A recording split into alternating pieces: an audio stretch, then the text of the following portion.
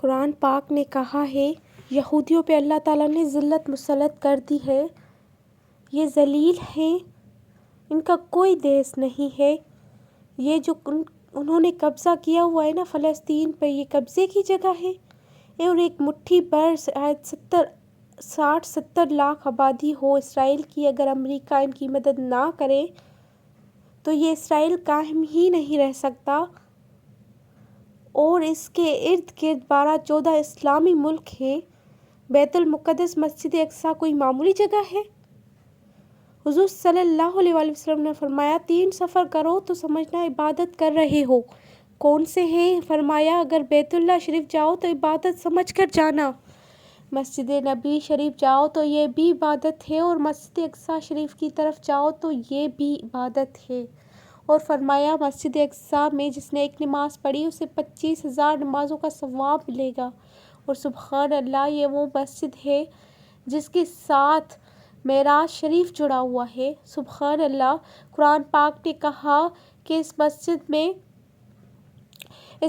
में इतनी बरकतें रखी हुई हैं कि कोई इसका अंदाज़ा भी नहीं कर सकता। और इस मस्जिद में मुसलमानों, कुरान कहता है कि तुम्हारे मेराज की शान है। रसूल सल्लल्लाहु अलैहि वसल्लम ने मस्जिद अक़सा से जुड़ी है। जिस महबूब सल्लल्लाहु अलैहि वसल्लम को रब्बे ताला मेराज कराए तो मस्जिद अक़सा शरीफ में लाकर कराए। वो जगह क्या मामूली जगह है?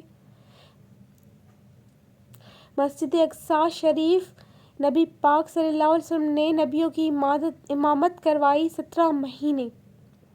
इस मस्जिद शरीफ की तरफ मुँह करके तेरे और मेरे रसूल ने नमाज़ें अदा फरमाई हैं। छोटी जगह है क्या? ये पूरी दुनिया का मुसलमान इसे चाहे शर्म से घिल जाए। इसे अमेरिका का सदर बोल कर कहता है कि इसराइल को इजाज़त है कि उससे दारुल हुकूमत बनाए। और मुसलमान हुक्मरान बयान दे रहे हैं कि ज़ालिमों, लुटेरों, तुम अपनी सियासत चमकाने के लिए पहले एक दूसरे को गालियां देते हो, फिर इकट्ठे बैठ जाते हो नंबरिंग करने के लिए। तुम दीन के इस मसले में सारे इकट्ठे क्यों नहीं बैठते? सारे पाकिस्तान के सियासतदानों को, उलमा और मशाइख को चाहिए था कि एक बेंच पर इकट्ठे होकर बैठकर एक बयान ही देते थे, एक बात ही कर देते। फिर मेरा सल्यूट है कि तुर्की के सदर को। अजीब बात है ना कि उसके पास एटमी ताकत आपसे कमज़ोर है, आपकी तरह तगड़ी है, और उनके पास फौजी ताकतें हैं।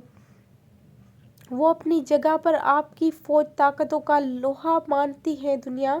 लेकिन वो मुझे कहने दो ना, मेरे बंदा में एटमी ताकत से नहीं लड़ता, ईमान की कुव्वत से लड़ता हूँ।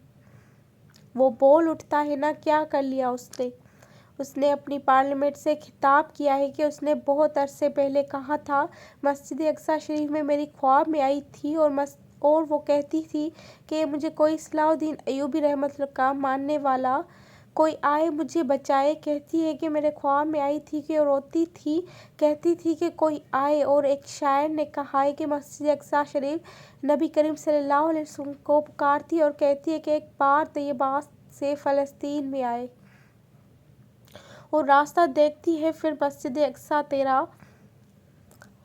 एक बार फिर से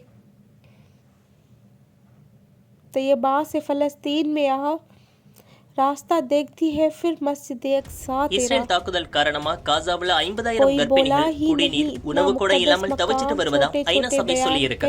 ஏற்கனவே 4.23 லட்சம் மக்கள் வீடுகளை இருந்து வெளியேற்றப்பட்ட நிலையில இந்த உத்தரவை இஸ்ரேல் திரும்ப பெற வேண்டும் ஐநா வலியுறுத்தி உள்ளது.